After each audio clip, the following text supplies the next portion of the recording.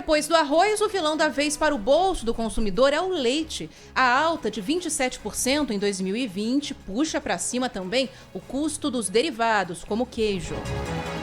Dia de mais uma operação contra desvios na área da saúde. Sonegação de impostos no setor farmacêutico de São Paulo pode ter causado um prejuízo de 10 bilhões de reais aos cofres públicos nos últimos 6 anos.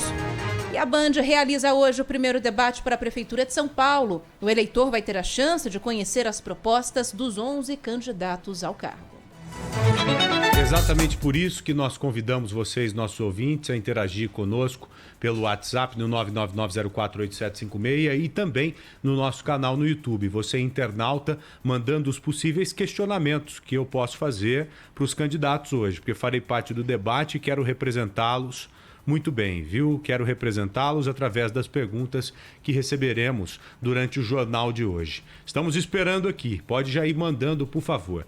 13h18. O primeiro assunto que você destacou é o que seguiremos a partir de agora, né, Ana Paula Rodrigues? O Alexandre Baldi, secretário de Transportes aqui do Estado de São Paulo, que foi afastado logo depois daquela operação da Polícia Federal, que inclusive prendeu o Alexandre Baldi, né? Exatamente. Acabou levando o Alexandre Baldi lá para a sede da PF aqui em São Paulo. Ele ficou por pelo menos 2 dias por lá, logo depois foi solto em um habeas corpus concedido no Supremo Tribunal Federal pelo ministro Gilmar Mendes, que também acabou impedindo a continuidade do processo, pelo menos por hora, né, Ana Paula Rodrigues? Isso, exatamente. A defesa do secretário, agora novamente secretário de Transportes Metropolitanos, entrou com uma ação e agora o STF precisa decidir a competência do julgamento desse caso, Joel. Você vai ficar com a Justiça de Goiás, onde teriam acontecido as fraudes, né, ou com a Justiça do Rio de Janeiro, de onde partiu a investigação. Alexandre Baldi chegou a ser preso no começo de agosto, foi solto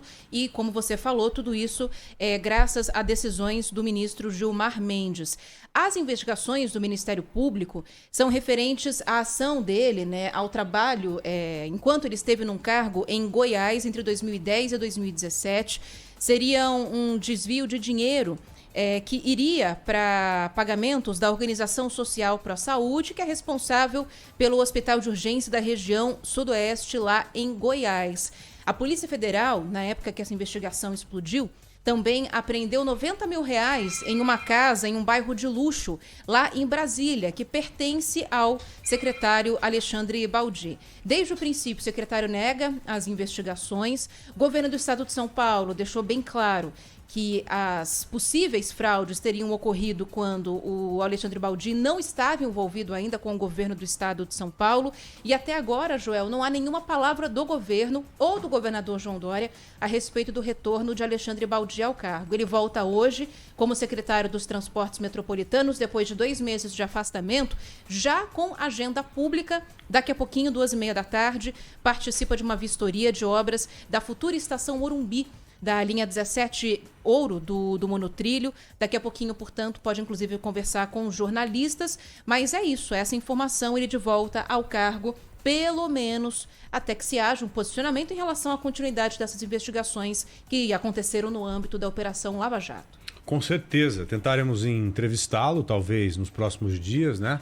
Para ouvir o que ele tem a dizer e quais serão as ações. O mais importante, né, Ana? Quais serão as ações para o transporte aqui em São Paulo nos próximos dias? Porque o povo quer saber isso. Exatamente. O povo quer saber na prática o que o Alexandre Baldi, o que a pasta tem a dizer e a fazer para melhorar a condição do transporte público aqui em São Paulo. É a vida, é o dia a dia do cidadão paulistano, do cidadão paulista que está em jogo, né, Ana? Exatamente. Vale lembrar que a gente, inclusive antes de tudo isso acontecer, né, Joel, a gente chegou a questionar o governo de São Paulo, o próprio secretário Alexandre Baldi, a respeito de problemas financeiros que o metrô de São Paulo vinha enfrentando por causa da pandemia. Algo que não é exclusivo de São Paulo, né? Aconteceu, por exemplo, no Rio de Janeiro também. O número de passageiros de uma hora para outra despencou por causa da quarentena, os cofres ficaram prejudicados.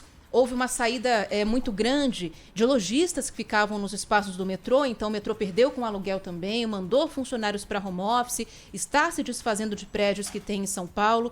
Então tudo isso, no fim das contas, como você falou, é bem isso. É isso que interessa a quem está nos ouvindo e a gente vai atrás. Claro, e o fato de ter mandado muitos funcionários para home office, me lembra uma pauta, inclusive, que você levantou, fez ou fará com que o metrô passe a economizar quase 10 milhões de reais por ano. Exatamente. Então, isso que é importante de ser discutido. Isso do home office com também a saída dos aluguéis, né? Com a entrega desses 3 prédios. Exatamente, a devolução por conta do home office que está promovendo ou promoverá essa economia toda. Então, é isso que o povo quer saber. O que o senhor está fazendo aí para fazer com que o órgão público ou a gestão pública fique menos inchada do que está? Porque hoje nós temos prefeitura inchada, governo do estado inchado, governo federal inchadíssimo, e temos que fazer alguma coisa para diminuir essas despesas todas, né?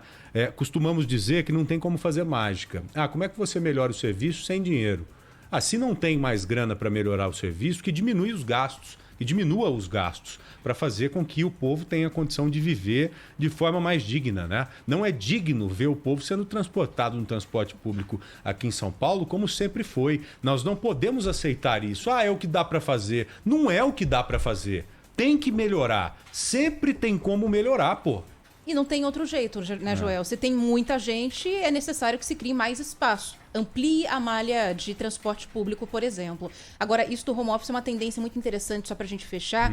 E eu acho que é algo que a gente tem que ficar muito em cima para daqui a alguns meses, porque é uma tendência que possivelmente veio para ficar. Óbvio. Com as empresas percebendo Concordo. que podem manter os funcionários em casa, que tipo de mudanças que a gente vai ter na questão urbana aqui de São Paulo? Algo que o próximo prefeito vai ter que pensar também. Já falamos várias vezes que a pandemia, ela expôs muitos problemas, né? Sim. Vários problemas e graves, mas ela também mostrou algumas alternativas para você tentar viver melhor lá na frente. É isso. O uso da máscara é um exemplo muito claro. Já pensou se todo mundo que ficar doente daqui para frente, mesmo depois da pandemia, passar a usar máscara? Eu tô gripado, eu vou pro meu trabalho, mas vou usar máscara. Porque antes eu iria ao trabalho gripado sem a máscara e contaminaria tantas outras pessoas. Então esse é um ponto positivo. Aprendemos também com os asiáticos. Esse outro ponto positivo que você colocou também é demais, né? Do home office, a possibilidade de você trabalhar em espaços diminutos ou reduzidos, fazendo com que você gaste menos, logo tenha condição de viver melhor. A sua empresa pode se tornar mais saudável,